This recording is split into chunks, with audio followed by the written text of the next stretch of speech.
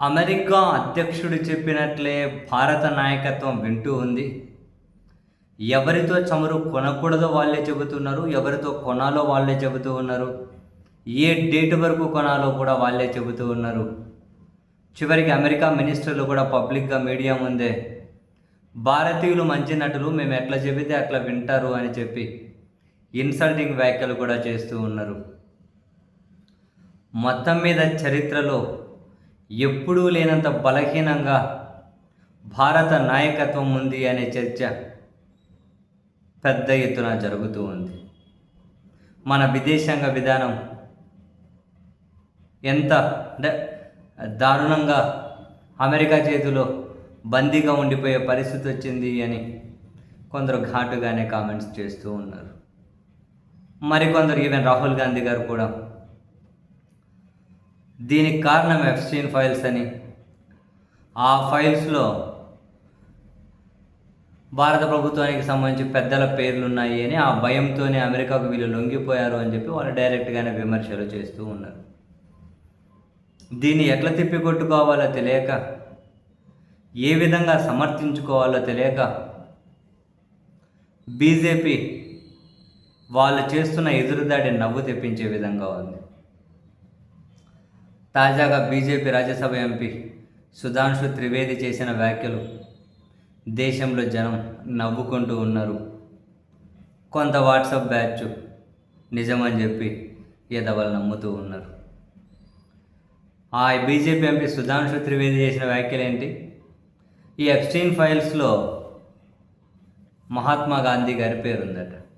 అవును, ఆయన చెప్పిన కామెంటే పెద్ద ఎత్తున విమర్శలు వినిపిస్తూ ఉన్నాయి దేశంలో. ఎప్స్టీన్ ఫైల్స్లో మహాత్మా గాంధీ పేరు ఉందట. 1948లో చనిపోయిన మహాత్మా గాంధీ పేరు 1953లో పుట్టిన ఎప్స్టీన్ ఫైల్స్లో ఉందా? ఎప్స్టీన్ అతను పుట్టింది 1953లో పుట్టిండు. ఆయన పుట్టే 5 ఏళ్ల ముందు గాంధీ చనిపోయాడు. దాంట్లో ఈ పేరు ఉందట. నెటిజన్లు అయితే మామూలుగా తిట్టడం లేదు అని కొందరు సెటైరికగానే కొన్ని కమెంట్లు వినిపిస్తూ ఉన్నాయి. ఈ బీజేపీ ఎంపీ ఇలా మాట్లాడడం మీద బీజేపీ అధిష్టానం సీరియస్ అయింది, అసంతృప్తి వ్యక్తం చేసింది అని. మనం చెప్పాల్సింది నెహ్రూ పేరు కదా, నువ్వేంది గాంధీ పేరు చెప్పావు? ఎప్స్టీన్ ఫైల్స్లో నెహ్రూ పేరు ఉంది అనాలి కదా. ప్రతి దాంట్లోకి నెహ్రూని తీసుకురావడం కదా మన విధానం. మన విధానానికి నువ్వు తూట్లు పడిస్తే అట్లా. గాంధీ పేరు కాదు, ఈసారి టైం దొరికితే దాన్ని కాసింత పొరపాటున మాట్లాడినా మాడిఫై చేసుకుంటున్నా, దాన్ని ఎడిట్ చేసుకుంటున్నా అని చెప్పి ఎడిట్ చేసి ఈసారి నెహ్రూ పేరు చెప్పు.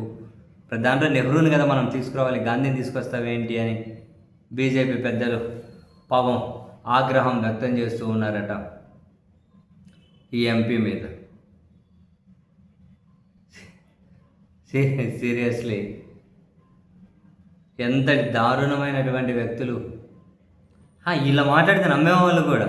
మన దగ్గర ఒకడు వాట్సాప్ జర్నలిస్ట్ ఉన్నాడే, ఇంకా దాన్ని ఏమీ పట్టుకొని దీంట్లో గాంధీ ఉన్నాడు, గాంధీని చూసి నెహ్రూ ఉన్నాడు, నెహ్రూని చూసి రాజీవ్ గాంధీ ఉన్నాడు, రాజీవ్ గాంధీని చూసి రాహుల్ గాంధీ ఉన్నాడు, వీళ్ళందరూ ఉన్నారని చెప్పి ఇంకా మొదలు పెట్టలే. మన దగ్గర ఒకడు వాట్సాప్ జర్నలిస్ట్ ఉంటాడు. బేసిక్ ఇట్లాంటి విషయాలు ఆడు ఏది కుదురుతుంది వీడియోలు చేస్తూ ఉంటాడు. ఇంకా ఆయన మొదలెట్టిండా ఏమో, ఆ దరిద్రం ఇంకా పబ్లిక్లోకి వచ్చింది లేదో తెలియదు.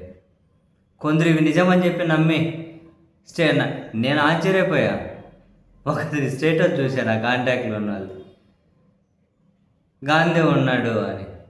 వరని పాసుగుల అసలు ఇదేమన్నా ఎడిటింగా ఫేక్ వరకే వీళ్ళు అట్లా అంటున్నారా? ఎంపీ నిజంగా అన్నాడా లేదని చెప్పి వెతికినాం.